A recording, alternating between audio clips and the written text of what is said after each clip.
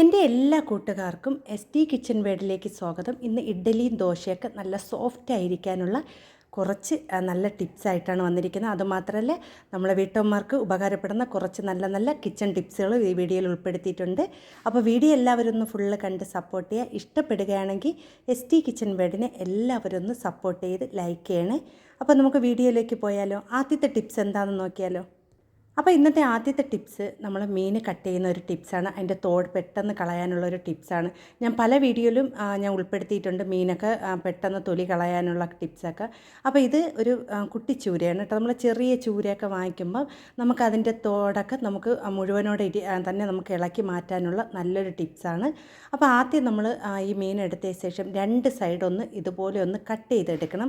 അപ്പം രണ്ട് സൈഡും ഒരു കത്തിയോ അല്ലെങ്കിൽ ഒരു കത്രികയോ ഉപയോഗിച്ച് രണ്ട് സൈഡും ഒന്ന് ഇതുപോലെ ഒന്ന് നമുക്കൊന്ന് വരഞ്ഞു കൊടുക്കണം. കാരണം ആ ഒരു തോട് നമുക്ക് ഇളക്കി പെട്ടെന്ന് എടുക്കാൻ വേണ്ടിയാണ്. അല്ലാതെ നമ്മൾ ചെറുതായിട്ട് കട്ട് ചെയ്തിട്ട് തോടെടുക്കുമ്പോൾ ഭയങ്കര ബുദ്ധിമുട്ടായിരിക്കും. അപ്പോൾ നമുക്ക് ഈ മുഴുവനോടെ തന്നെ വെച്ച് നമുക്ക് ആ തോട് കളയാനുള്ള നല്ല ടിപ്സാണ്.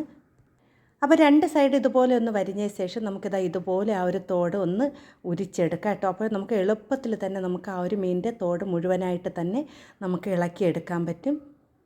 മീനിൻ്റെ തോട് പെട്ടെന്ന് ഇളക്കിയെടുക്കണമെങ്കിൽ നമ്മൾ ഫ്രിഡ്ജിൽ വെച്ച് ഒന്ന് നല്ലതുപോലെ തണുപ്പിച്ച ശേഷം എടുക്കുകയാണെങ്കിൽ മീനിൻ്റെ തോട് പെട്ടെന്ന് തന്നെ ഇളകി കിട്ടും. ഇതെല്ലാവരും ഒന്ന് ചെയ്ത് നോക്കണേ. അപ്പോൾ ഇപ്പോൾ ചക്കയുടെയൊക്കെ സീസണാണല്ലോ. അപ്പോൾ ചക്കയൊക്കെ പെട്ടെന്ന് വെട്ടി എടുക്കാനൊക്കെ എളുപ്പത്തിനുള്ളൊരു ടിപ്സാണ് ഇന്ന് ഞാൻ അടുത്ത് കാണിക്കുന്നത്. അപ്പോൾ കയ്യിലൊക്കെ ചക്ക ഇരക്കും അതൊക്കെ വരുമെന്ന് പറഞ്ഞ് എല്ലാവർക്കും ചക്കയൊക്കെ മുറിച്ചെടുക്കാൻ ഭയങ്കര മടിയായിരിക്കും.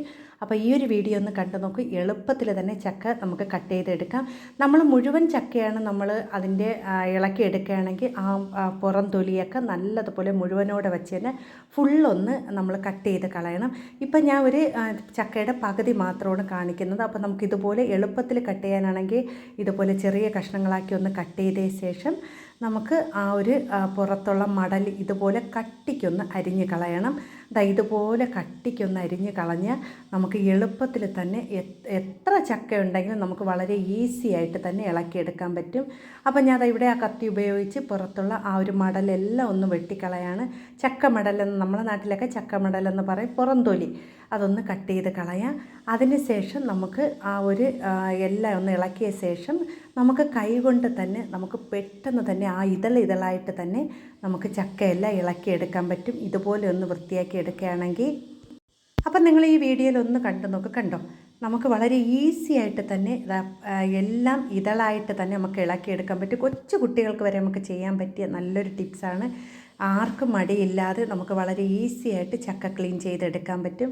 അപ്പോൾ ഇതുപോലെ ചെയ്യുകയാണെന്നുണ്ടെങ്കിൽ നമുക്ക് മുഴുവനോടെ ചക്ക വേണമെങ്കിൽ ഇതുപോലെ ആ മടലൊക്കെ ചക്ക മടലൊക്കെ ഒന്ന് വെട്ടിക്കളഞ്ഞ ശേഷം ഇതുപോലെ എടുക്കുകയാണെങ്കിൽ നമുക്ക് എളുപ്പത്തിൽ എത്ര ചക്ക വേണമെങ്കിലും വളരെ ഈസി ആയിട്ട് തന്നെ നമുക്ക് ഇതിൻ്റെ ആ ഒരു ചക്ക ഇളക്കിയെടുക്കാൻ പറ്റും. പിന്നെ ചക്ക നമുക്ക് കുറേ നാൾ സൂക്ഷിക്കുകയാണെങ്കിൽ നമ്മൾ ഫ്രിഡ്ജിൽ ഒരു നല്ല കവറിലോ അത് എല്ലാം ഒന്ന് നിറച്ച ശേഷം ഫ്രീസറിൽ വെച്ചിരിക്കുകയാണെങ്കിൽ നമുക്ക് ചക്ക കുറേ ദിവസം നമുക്ക് കേടാവാതെ സൂക്ഷിക്കാനും പറ്റും. അപ്പോൾ ഈ ഒരു ടിപ്സും എല്ലാവരും ഒന്ന് ചെയ്ത് നോക്കണേ. അപ്പോൾ ഇനി അടുത്ത ടിപ്സ് എന്ന് പറയുന്നത് നമ്മളെ ദോശയും ഇഡ്ഡലിയുടെ ഒക്കെ മാവ് നല്ല പതഞ്ഞ് നല്ലതുപോലെ പൊങ്ങി വരാനുള്ള ഒരു ടിപ്സാണ്.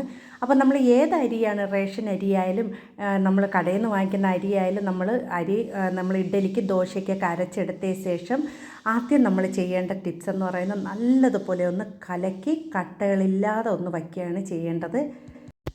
അപ്പോൾ പണ്ട് കാലങ്ങളിലൊക്കെ അമ്മമാരെന്ന് പറയുന്നത് കൈകൊണ്ടാണ് മാവ് കലക്കി വയ്ക്കുന്നത്. അപ്പോൾ നല്ല പതഞ്ഞ് പൊങ്ങി വരും. അപ്പോൾ ഞാൻ ഇവിടെ ചെയ്യുന്നത് കൈകൊണ്ടാണ് നമ്മൾ മാവൊക്കെ കലക്കി വയ്ക്കുന്നത്. ഇപ്പം നിങ്ങൾക്ക് വീഡിയോയിൽ കാണിക്കുന്നത് വെച്ചാൽ ഞാൻ ഒരു തവി കൊണ്ട് നല്ലതുപോലെ ഒന്ന് കലക്കി എടുക്കുകയാണ്. അപ്പോൾ നമുക്ക് ഒട്ടും തന്നെ കട്ടകളില്ലാതെ മാവ് നല്ലതുപോലെ കലക്കി ലൂസാക്കി എടുക്കണം. അതിനുശേഷം വേണം നമ്മൾ മാവ് പരുവാവാൻ വേണ്ടി വയ്ക്കുന്നത്. നമുക്ക് പെട്ടെന്ന് മാവ് നമുക്ക് പുളിച്ച് നല്ലതുപോലെ പൊങ്ങി വരാനുള്ള ഒരു ടിപ്സ് ഞാൻ ഇതിൽ കാണിക്കുന്നുണ്ട്. അപ്പം ഞാനവിടെ മാവ് നല്ലതുപോലെ ഒന്ന് കലക്കി എടുത്തിട്ടുണ്ട്. കണ്ടോ, ഒട്ടും തന്നെ ആ കട്ടയില്ലാതെ ആ ഉഴുന്നും അരിയെല്ലാം നല്ലതുപോലെ മിക്സാക്കി എടുത്തിട്ടുണ്ട്. ഇനി നമ്മളിതിലേക്ക് ചേർത്ത് കൊടുക്കുന്നത് പച്ചമുളകാണ് കേട്ടോ. പച്ചമുളകാണ് ചേർത്ത് കൊടുക്കുന്നത്. അപ്പോൾ ഞാൻ ഇവിടെ 2 പച്ചമുളക് ഈ മാവിലേക്ക് ഒന്ന് ഇറക്കി വെച്ച് കൊടുക്കുകയാണ്. അതിനുശേഷം നമുക്കിതിനെ മൂടി വെച്ച് നമുക്കിത് പെട്ടെന്ന് തന്നെ ഒരു 2-3 മണിക്കൂർ കൊണ്ട് തന്നെ അപ്പവും ദോശയ്ക്കുള്ള മാവ് നല്ലതുപോലെ പതഞ്ഞ് പൊങ്ങി വരും. അപ്പോൾ തലേദിവസം ആട്ടി വെക്കുകയാണെങ്കിലും അങ്ങനെയും നല്ലതാണ് കേട്ടോ. അപ്പോൾ ഞാൻ ഇവിടെ തലേദിവസം ആട്ടി വെച്ചിട്ട് എടുത്ത മാവാണ്. നിങ്ങൾക്ക് ഈ മാവ് കാണുമ്പോൾ തന്നെ അറിയാം, കണ്ടോ, നല്ലതുപോലെ പതഞ്ഞ് വന്നിട്ടുണ്ട്, നല്ല സോഫ്റ്റായി കിട്ടിയിട്ടുണ്ട്, കണ്ടോ. അപ്പോൾ ഇതുപോലെ എല്ലാവരും ഒന്ന് ചെയ്ത് നോക്കണം. ഈ ഒരു മാവ് കൊണ്ട് നമ്മൾ ദോശ ഇഡ്ഡലിയൊക്കെ തയ്യാറാക്കണമെങ്കിൽ എന്ത് നല്ല പഞ്ഞി പോലത്തെ ഇഡ്ഡലി ദോശയും കിട്ടി. ഇത് നമ്മൾ റേഷൻ കടയിലുള്ള അരി കൊണ്ട് തയ്യാറാക്കിയ ഇഡ്ഡലിയും ദോശയാണ്. അപ്പോൾ റേഷൻ കടയിലുള്ള അരിയൊക്കെ കിട്ടുമ്പോൾ നിങ്ങൾ ഇതുപോലെ ഒന്ന് ചെയ്ത് നോക്കണം. അപ്പോൾ ഞാൻ ഇതുകൊണ്ട് തന്നെ നമ്മൾ നല്ല മൊരിഞ്ഞ ദോശയും ഇഡ്ഡലിയും തയ്യാറാക്കുന്നുണ്ട്. അപ്പോൾ നമ്മളിത് ആ പാൻ ചൂടായപ്പോൾ ഒന്ന് മാവ് ഒഴിച്ച് നല്ലതുപോലെ നൈസായിട്ടുള്ള ദോശയാണ് ചുട്ടെടുക്കുന്നത്, കണ്ടോ. നല്ല പെർഫെക്റ്റായിട്ട് തന്നെ നമ്മൾ ആ ദോശ പരത്തുമ്പോൾ തന്നെ നല്ല നിറയെ കുമിളകൾ വന്ന് നല്ലതുപോലെ കിട്ടുന്നുണ്ട്. അപ്പോൾ ഇതുപോലെ തന്നെയാണ് ഞാൻ ഇഡ്ഡലിയും ദോശയും തയ്യാറാക്കുന്നത്. അപ്പോൾ കുട്ടികൾക്ക് കൊടുക്കുകയാണെങ്കിൽ കുറച്ച് നെയ്യോ വെളിച്ചെണ്ണയൊക്കെ ഒഴിച്ചൊന്ന് കൊടുക്കുകയാണെങ്കിൽ കുട്ടികൾ നല്ല ഇഷ്ടത്തോടെ കഴിക്കും. അപ്പോൾ ഇതുപോലെ ഒന്ന് ചെയ്താൽ മാത്രം മതി കേട്ടോ.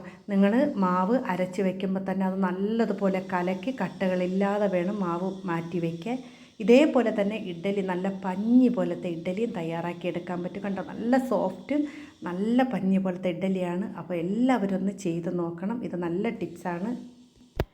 ഇനി അടുത്ത ടിപ്സ് ഒന്ന് കണ്ടാലോ. നമ്മൾ മുട്ടയൊക്കെ പുഴുങ്ങിയിട്ട് നമുക്ക് പെട്ടെന്ന് തന്നെ തോട് കളഞ്ഞെടുക്കാനുള്ള ഒരു ടിപ്സാണ് കേട്ടോ. അപ്പോൾ ഞാൻ ഇവിടെ ഒരു 4 മുട്ട പുഴുങ്ങി വെച്ചിട്ടുണ്ട്, ഒരു അടപ്പ് പാത്രത്തിലാക്കിയിട്ടുണ്ട്. അപ്പം നിങ്ങൾക്ക് അടപ്പ് പാത്രം അല്ല എന്നുണ്ടെങ്കിലും ഒരു കപ്പായാലും മതി. നമ്മൾ മുട്ട ഇട്ടിട്ട് ഇതുപോലെ ഒന്ന് കുലുക്കി കൊടുക്കണം. അപ്പോൾ ചെറുതായിട്ട് കുലുക്കിയാൽ മാത്രം മതി കേട്ടോ. അതിനുശേഷം നമ്മൾ മുട്ടയുടെ തോട് പെട്ടെന്ന് തന്നെ ഇളക്കിയെടുക്കാൻ പറ്റും. വളരെ ഈസി ആയിട്ട് നമുക്ക് ഒട്ടും തന്നെ ബുദ്ധിമുട്ടില്ലാതെ നല്ല പെട്ടെന്ന് തന്നെ ഇളക്കിയെടുക്കാൻ പറ്റും. ഈ ഒരു ടിപ്സും എല്ലാവരും ഒന്ന് ചെയ്ത് നോക്കണം.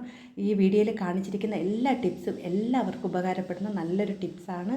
അപ്പോൾ എല്ലാവരും ഒന്ന് ചെയ്ത് നോക്കണേ. ഇനി അടുത്ത ടിപ്സ് എന്ന് പറയാൻ, നമ്മൾ മാമ്പഴ പുളിശ്ശേരിയൊക്കെ വയ്ക്കുമ്പോൾ മാങ്ങ നമ്മൾ എടുക്കുമ്പോൾ വലിയ മാങ്ങ എടുക്കാതിരിക്കുക കേട്ടോ. നമ്മൾ പുളിശ്ശേരിക്ക് വയ്ക്കുമ്പോൾ ഇതുപോലത്തെ കുഞ്ഞു മാങ്ങ ഇട്ട് കറി വയ്ക്കുകയാണെങ്കിൽ നല്ല ടേസ്റ്റ് ആയിരിക്കും. അപ്പോൾ ഈ ഒരു വീഡിയോ എല്ലാവരും ഒന്ന് ചെയ്ത് നോക്കണേ.